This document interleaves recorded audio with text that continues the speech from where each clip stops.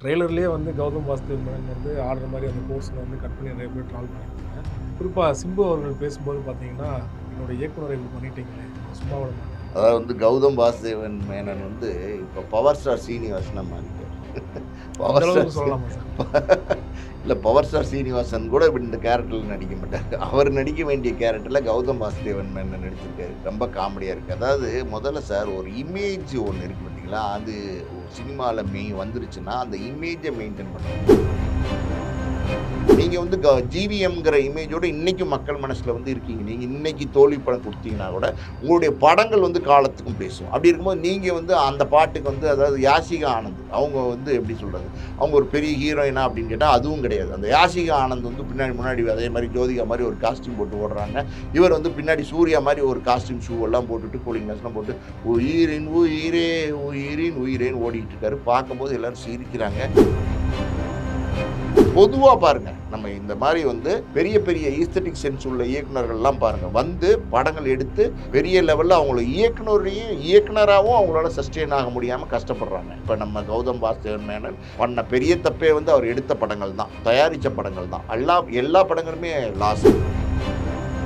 விருப்பப்பட்டு நடிக்கிறாரா? இல்லன்னா இல்ல வந்து கடனுக்காக நீங்க நடிச்சாரா அப்படின்னு நான் நினைக்கிறீங்க? ஒண்ணு சொல்றேன் கேளுங்க. விருப்பப்பட்டு நடிச்சா கூட இந்த மாரி கதாபாத்திரங்களை அவாய்ட் பண்ணணும்.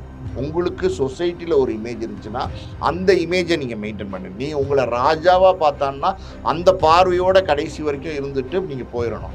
அந்த உங்கள நீங்க ராஜாவா இருந்தவன் நீங்க கடைசியில சிப்பாய் மாரி கை கட்டி நின்னீங்கன்னா, உங்கள வேற மாரி பார்ப்பேன். என்னடா அன்னைக்கு ராஜாவா மகுடம் சூட்டி கிரீடமோட உட்கார்ந்திருந்தானே, இன்னைக்கு என்னடா சிப்பாய் மாரி ஐயா சொல்லுங்க ஐயா, உள்ளேன் ஐயா அப்படின்னு சொல்லிட்டு இருக்கானே அப்படின்னு நினைப்பாங்க.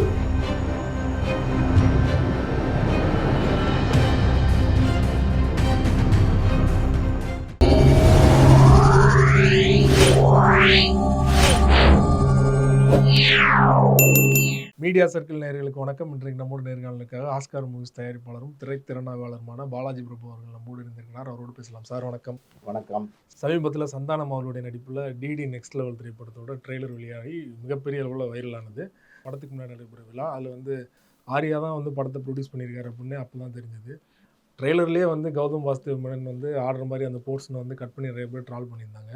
குறிப்பா சிம்பு அவர்கள் பேசும்போது பார்த்தீங்கன்னா, "என்னோட இயக்குனர இப்படி பண்ணிட்டீங்களே! உங்கள சும்மா விட மாட்டேன்." அந்த அளவு உண்மையிலேயே நிறைய ட்ரால் பண்ண ஆரம்பிச்சுட்டாங்களா கௌதம் மேனன்? அந்த வீடியோவ அந்த கிளிப்பிங்ஸ நானும் பார்த்தேன். அதாவது கௌதம் வாசுதேவன் மேனன் இப்ப பவர் ஸ்டார் சீனிவாசனா மாறிட்டாரு. அந்த பவர் அளவுக்கு ஸ்டார் சொல்லலாமா சார்? இல்ல பவர் ஸ்டார் சீனிவாசன் கூட இந்த கேரக்டர்ல நடிக்க மாட்டாரு. அவர் நடிக்க வேண்டிய கேரக்டர்ல கௌதம் வாசுதேவன் மேனன் நடிச்சிருக்காரு. ரொம்ப காமெடியா இருக்கு. அதாவது முதல்ல சார் ஒரு இமேஜ் ஒண்ணு இருக்கு பார்த்தீங்களா? அது சினிமால வந்துருச்சுன்னா, அந்த இமேஜ மெயின்டெயின் பண்ணணும். கௌதம் வாசுதேவன் மேனன பொறுத்தவரைக்கும் இந்த ஜிவிஎம்ன்னு எல்லாருமே கொண்டாடுறாங்க. ஒரு ஈஸ்தெடிக் சென்ஸ் உள்ள டைரக்டர். அதாவது ரொம்ப பிரமாதமா எடுப்பார். படங்கள்லாம் பார்த்தீங்கன்னா, ஒரு ஹாலிவுட் ஸ்டைல்ல வேற ஒரு பேட்டர்ன். அதாவது தமிழ் சினிமால வழக்கமா வர படங்கள்லேருந்து நெறைய மாறுதல்கள் இருக்கும் அவருடைய படத்த பொறுத்தவரைக்கும். உதாரணமா சொல்லணும்னா, மின்னலே வந்தபோதே பாருங்களேன், வேற மாரி இருக்கும் அந்த லவ் ஸ்டோரி. மாதவனோட, ரீமா சென்னோட பிரமாதமா இருக்கும் அந்த படம். அதுக்கப்புறம் காக்க காக்க குடுத்தாரு. அதுக்கப்புறம் சூர்யாவே வச்சு வாரணம் ஆயிரம் குடுத்தாரு. எத்தன வெரைட்டீஸ் பாருங்க. அதுக்கப்புறம் பார்த்தீங்கன்னா, சிம்பு அவர் பேரு திரிஷா நடிச்ச படம் அது விண்ணை தாண்டி வருவாயா குடுத்தாரு. அந்த படம்லாம் பாருங்க கொண்டாடுனாங்க. கௌதம் வாசுதேவன் மேனன் வேற வேற ஒரு உச்சத்துக்கு கொண்டு போய் வச்சு கொண்டாடுனாங்க. அப்படிப்பட்ட படங்கள்லாம் குடுத்தாரு. அதுக்கப்புறம் வேட்டையாடு விளையாடு கமலஹாசன் வச்சு குடுத்தாரு. அதுக்கப்புறம் பார்த்தீங்கன்னா, நம்ம பச்சைக்கிளி முத்துச்சரம் ஒரு படம் ஜோதிகாவும் சரத்குமார் நடிச்சிருப்பாங்க. பெருசா ஓடல அந்த படம். நீங்க போய் YouTubeல அவைலபிளா இருக்கு பாருங்க. வேற மாரி இருக்கும். ஒரு சென்சபிளா இருக்கும். ஒரு ஒரு கதைய ரொம்ப த்ரில்லிங்கா, ஒரு இன்ட்ரஸ்டிங்கா அதே நேரத்துல ரொம்ப வன்முறையும் இருக்கும். ஆக்ஷனும் இருக்கும். டான்ஸ் ஃபைட் எல்லாமே இருக்கும். ஆனா அத வேற ஒரு ஒரு ஸ்டைலிஷா குடுக்குற ஒரு டைரக்டர். இன்னும் சொல்லப்போனா வேற ஒரு பேட்டர்ன் தமிழ் சினிமாலயே பார்த்தீங்கன்னா, இப்படிப்பட்ட டைரக்டர்ஸ் 2, 3 பேர் தான் இருப்பாங்க. பாலு மகேந்திரா பார்த்தீங்கன்னா, ரொம்ப ஸ்டைலா படம் எடுப்பாரு. பாலு மகேந்திராவுடைய கேமரா ஆங்கிள்லாம் இருக்கு பார்த்தீங்களா, அதெல்லாம் யாராலயும் வைக்க முடியாது. ஒரு ஈஸ்தெடிக் சென்ஸோட இருக்கும். அந்த கேமரா வியூ எல்லாம் பார்த்தீங்கன்னா. அதே மாரி ஒரு டைரக்டரா கௌதம் வாசுதேவன் மேனன் ஒரு பெரிய பெரிய அடையாளம் தமிழ் சினிமால இருக்கு, இருந்துச்சு. இனி அது கெடுத்துருவாரோன்னு பயமா இருக்கு. அதாவது முதல்ல கற்பனை திறன் இருக்கு பார்த்தீங்களா, அது தயாரிப்பாளரா வந்துட்டா மாறிரும். காரணம் என்னன்னா, இப்ப கௌதம் வாசுதேவன் மேனனே எடுத்துக்கங்களேன். இப்போ அவர் இயக்குனரா படங்கள் எடுத்துக்கிட்டே இருக்கும்போது பாருங்க, பல படங்கள் வந்து வெற்றி படங்கள் குடுத்தாரு. அதாவது அருமையான கதைகள், அருமையான கற்பனை திறன். அதை எப்படி எக்ஸிக்யூட் பண்ணி, அதை எப்படி ஆடியன்ஸ்க்கு டெலிவரி பண்றது, அது எப்படி ஆடியன்ஸ் ரசிப்பாங்க. லவ் ஸ்டோரிலாம் பாருங்க, பிரமாதமா எடுப்பார். மின்னலே நம்ம வந்து அது விண்ணை தாண்டி வருவாய் இந்த படங்கள்லாம் அதுக்கு சாட்சி.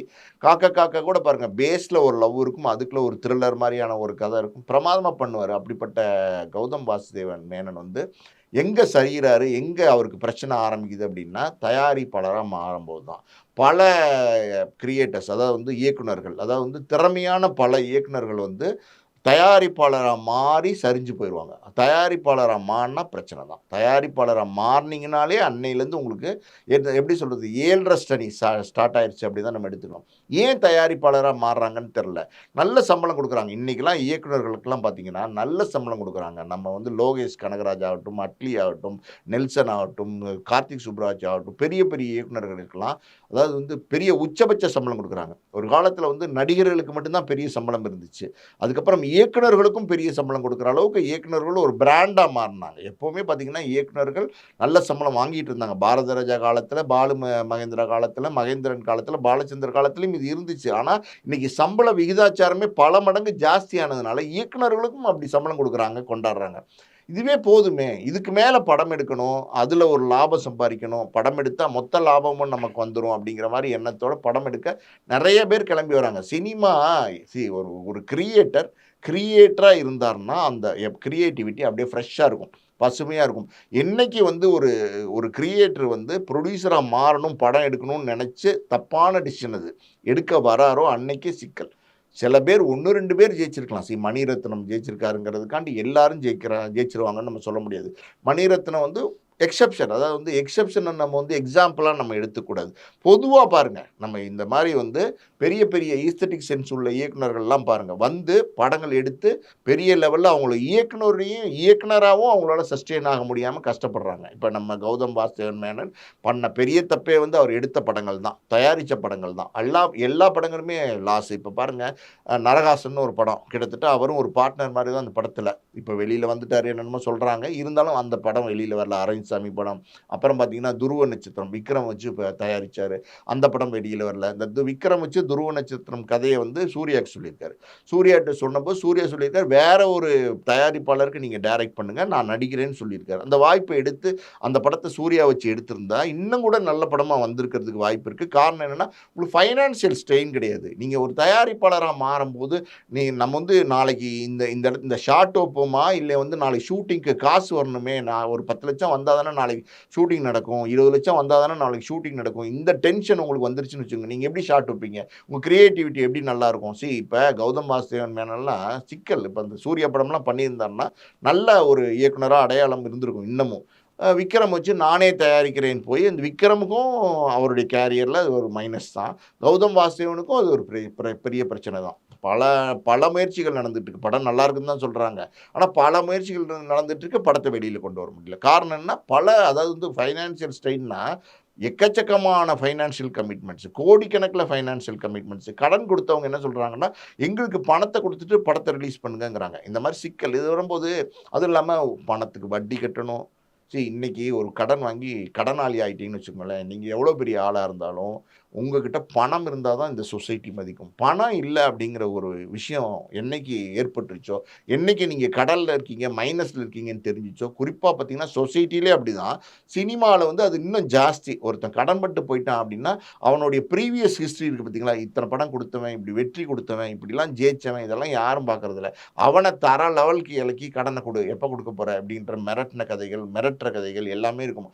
யாராவது வீட்டு காலிங் பெல் அடிக்கிறாங்கன்னு வச்சுக்கோங்களேன், அவங்களுக்கு ஒரு கிரியேட்டர் ஒரு கதை எழுதிட்டு இருப்பாரு. ஒரு கதைய யோசிச்சுட்டு இருப்பாரு. ஒரு சீன யோசிச்சுட்டு இருப்பாரு. திடீர்னு ஒரு காலிங் பெல் வரும். அடிக்கும். என்ன மனசுல தோணும்? கதவ அந்த ஒய்ஃப் போய் தொறப்பாங்க. அதுக்கு முன்னாடி இவருக்கு என்ன மனசு தோணும்? ஐயோ! யாரா இருக்கும்? ம். கடன் குடுத்தவனா இருக்குமோ? இல்ல நேத்திக்கு வட்டி குடுக்கலைன்னா, நாளைக்கு என்ன நடக்குதுன்னு பாருன்னு சொன்னானே! சவால் விட்டு ஃபோன் வச்சானே! அவனா இருக்குமோ? இவனா இருக்குமா? அந்த மாரி யோசனை வந்துச்சுன்னா, காலிங் பெ க அடிச்சாலே உங்களுக்கு பல யோசனை வரும். வரும்போது அவன் தொறப்பான். அம்மா வந்து இஸ்திரி துணி இருக்கா? அப்படின்னு கேட்பான். அப்புறம் தான் நீங்க ரிலாக்ஸ் ஆவீங்க. ஐயோ அப்பா! இஸ்திரிக்காரனா? அந்த மனநிலைக்கு வந்துட்டீங்கன்னா, கிரியேட்டிவிட்டி டோட்டலாக செத்து போயிடும். அப்படி தான் கௌதம் வாசுதேவன் மேனன்ட்ட கிரியேட்டிவிட்டி செத்து போச்சு. லிங்குசாமி எடுத்துக்கங்களேன், நல்ல டைரக்டர். ரன் கொடுத்தாரு, ஆனந்தம் கொடுத்தாரு, பையா கொடுத்தாரு, இன்னும் பல படங்கள் லிங்குசாமியோட படங்கள், சண்டைக்கோழி. பல சண்டைக்கோழி, பல வெற்றி படங்களை கொடுத்தாரு. வேற மாதிரியான ஒரு எப்படி சொல்றது, எதிர்பார்ப்பு லிங்குசாமிகிட்ட இருந்துச்சு.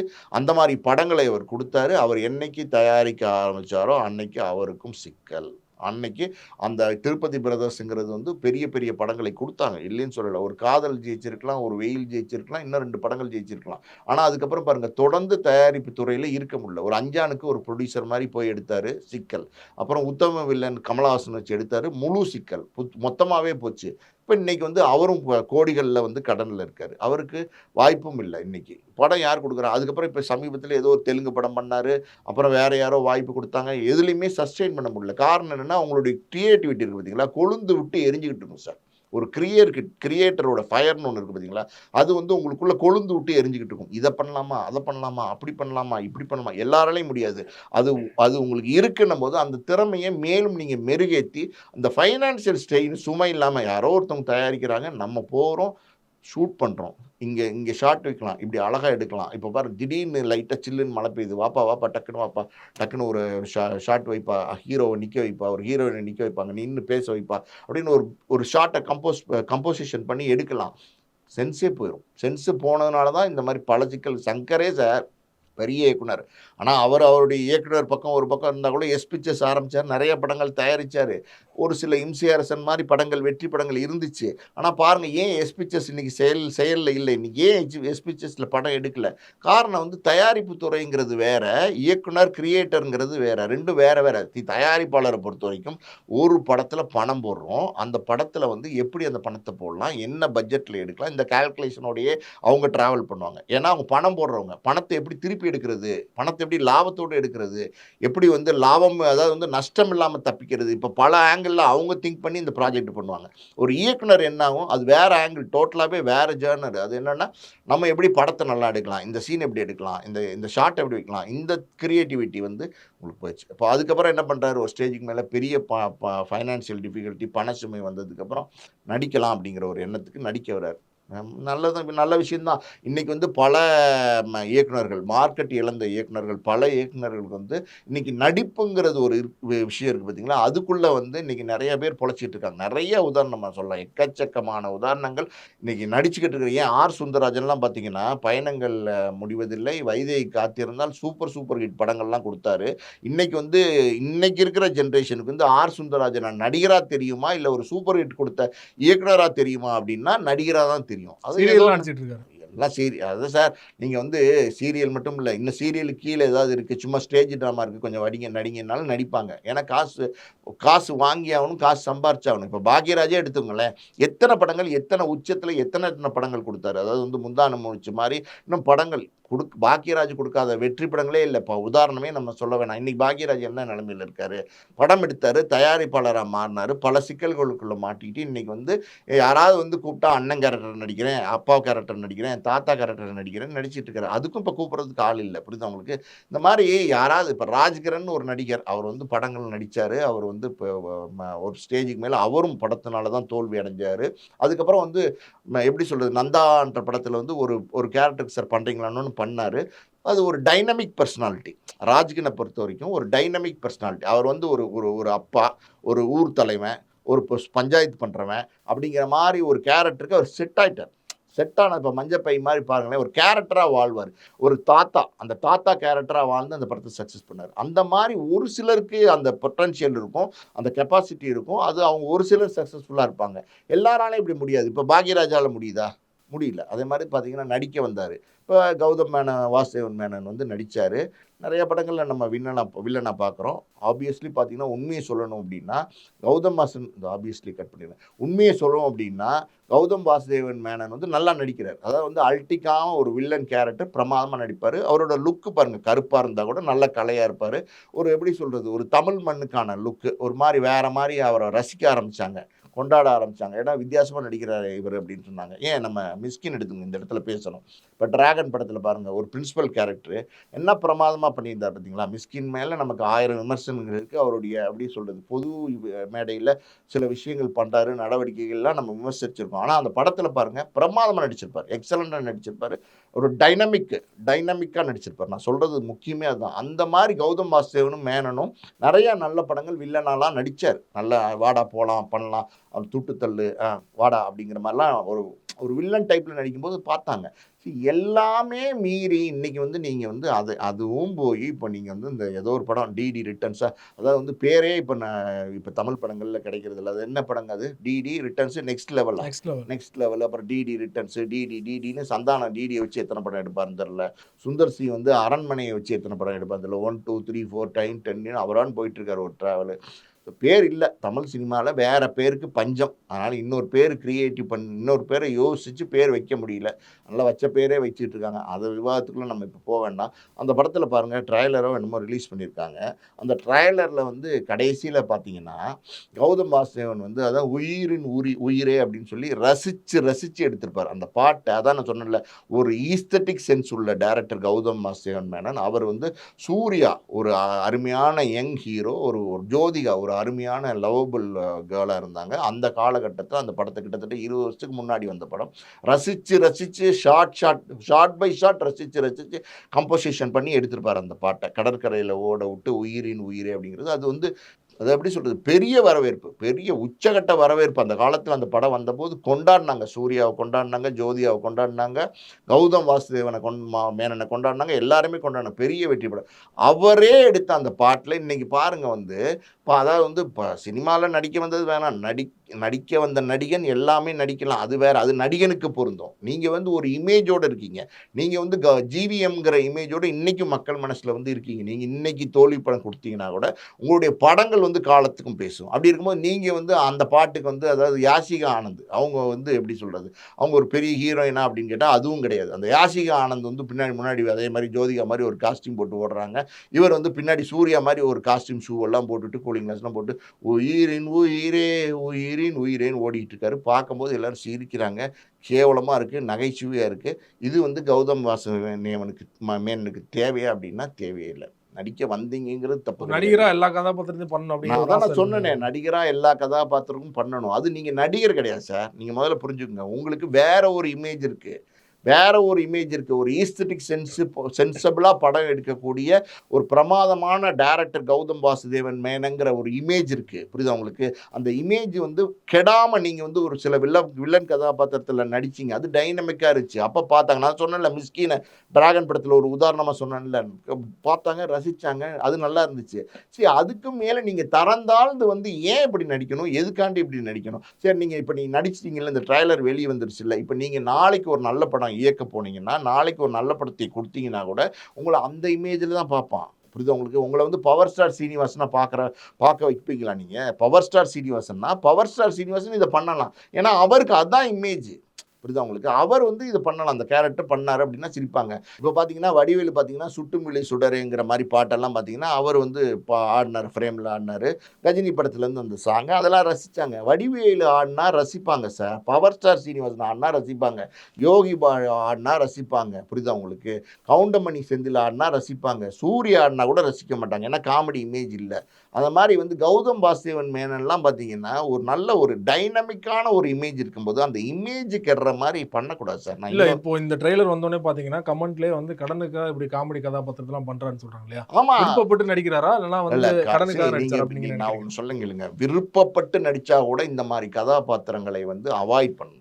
உங்களுக்கு சொசைட்டில ஒரு இமேஜ் இருந்துச்சுன்னா, அந்த இமேஜ நீங்க மெயின்டெயின் பண்ணுங்க. நீ உங்கள ராஜாவா பார்த்தான்னா, அந்த பார்வையோட கடைசி வரைக்கும் இருந்துட்டு நீங்க போயிரணும். அந்த உங்கள வந்து நீங்க ராஜாவா இருந்தவன் நீங்க வந்து கடைசியில வந்து சிப்பாய் மாரி கை கட்டி நின்னீங்கன்னா, உங்கள வேற மாரி பார்ப்பேன். என்னடா அன்னைக்கு ராஜாவா மகுடம் சூட்டி கிரீடமோட உட்கார்ந்திருந்தானே, இன்னைக்கு வந்து என்னடா சிப்பாய் மாரி வந்து, "ஐயா சொல்லுங்க ஐயா, உள்ளேன் ஐயா" அப்படின்னு சொல்லிக்கிட்டு இருக்கானே அப்படின்னு நினைப்பாங்க. புரியுதுங்களா? அந்த இமேஜை நீங்க எந்த காலத்திலயும் விடக்கூடாது. பர்ட்டிகுலரா வந்து நீங்க இருக்கிற தொழில் வந்து ஷோ தொழில். அந்த ஷோ தொழில்ன்றது என்னன்னா, ஒரு ஒரு எப்படி சொல்றது?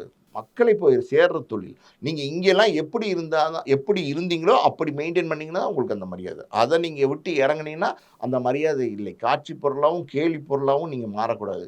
ராமராஜன் எடுத்துக்கங்க. ஒரு உதாரணத்துக்கு நான் சொன்னேன். அதாவது வந்து கரகாட்டக்காரன் படத்துல நடிச்சாரு. அப்புறம் செம்பகமே செம்பகம் பாடல் எல்லாமே பெரிய வெற்றி சார். ஒரு காலத்துல ராமராஜன வந்து பெரிய லெவல்ல தூக்கி வச்சு கொண்டாடுனாங்க. பயங்கரமான ஒரு மார்க்கெட்டு. அவரு ஒரு ரூ. 1,00,00,000 சம்பளம் வாங்கக்கூடிய ஒரு நடிகரா, ஒரு பெரிய வியாபாரம் ஆகக்கூடிய ஒரு நடிகரா, படங்கள்லாம் பெரிய வெற்றி படங்களா ஆகக்கூடிய ஒரு நடிகரா இருந்தாரு. அதுக்கப்புறம் அந்த படங்கள் சரிவாயிருச்சு. அதுக்கு சில காரணங்கள் அதெல்லாம் நம்ம இங்க பேச வேண்டாம். அதுக்கப்புறம் இன்னைக்கு பாருங்க ஒரு ஒரு ரிட்டயர்மென்ட் லைஃப் லீட் பண்றாரு. இப்ப போய் ராமராஜன்ட்ட நெறைய பேர் அப்ரோச் பண்றாங்க. என்ன அப்ரோச் பண்றாங்கன்னா, "சார் ஒரு அண்ணன் கேரக்டருக்கு, ஒரு அப்பா கேரக்டருக்கு, ஒரு ஒரு ஒரு போலீஸ் ஆஃபீசர் கேரக்டருக்கு, ஒரு படத்துல கேரக்டருக்கு இந்த கேரக்டர் பண்ணுங்கன்னா." அவர் ஒரே வார்த்தை தான் சொல்றாரு. "நான் நடிச்சா ஹீரோவா தான் நடிப்பேன்." அந்த ஸ்டாண்ட் இருக்கு பார்த்தீங்களா? அந்த ஸ்டாண்ட் எப்பவுமே இருக்கணும் கரெக்ட்டா. "நான் நடிச்சா ஹீரோவா தான் நடிப்பேன்." அப்படிங்கிற அந்த ஸ்டாண்டு இன்னைக்கு வரைக்கும் ராமராஜன் அதே இமேஜ்ல இருக்கு. ராமராஜன் ஹீரோ இமேஜ விட்டு படங்களே நடிக்கல. "வேண்டாம் எனக்கு வேணாம்" அப்படிங்கிறாரு. "எனக்கு வேணாம்" அப்படிங்கிறாரு. அந்த இமேஜ மெயின்டெயின் பண்ணணும். எம்ஜிஆரே எடுத்துக்கங்களேன். இந்த தொப்பி, கண்ணாடி அதோட எல்லாரும் மக்கள் வந்து எம்ஜிஆர பார்த்தாங்க. அவரு இறந்ததுக்கு அப்புறம் கூட நீங்க பாருங்க. அந்த காணொளிகள்லாம் எடுத்து பாருங்க. அதே மாரி நல்லா மேக்கப் பண்ணி ஏன் ஒரு ஒரு இறந்ததுக்கு அப்புறம் இது தேவையா அப்படின்னா, தேவை. ஏன்னா மக்கள் மனசுல வந்து ஒரு பதிவு இருக்கு. அந்த பதிவ மெயின்டெயின் பண்ணணும். அதே தொப்பி, ஒரு கண்ணாடி, அதே மாரி வெள்ள வேட்டி, சட்டை, ஒரு கோல்டு கலர் வாட்ச் எல்லாம் வச்சு தான் அவர் வச்சிருந்தாங்க. கடைசியில அதாவது மக்களுடைய அஞ்சலிக்கு. அந்த இமேஜ நம்ம மெயின்டெயின் பண்ணணும் சார். அந்த இமேஜ் மெயின்டெயின் பண்றது பார்த்தீங்களா, அதுவும் குறிப்பா சினிமா தொழில்ல ரொம்ப முக்கியம். ரொம்ப நன்றி சார். கௌதம் மேனன் தொடர்பாக பல்வேறு விஷயங்களோட பகிர்ந்து கொண்டீங்க. மிக்க நன்றி. நன்றி.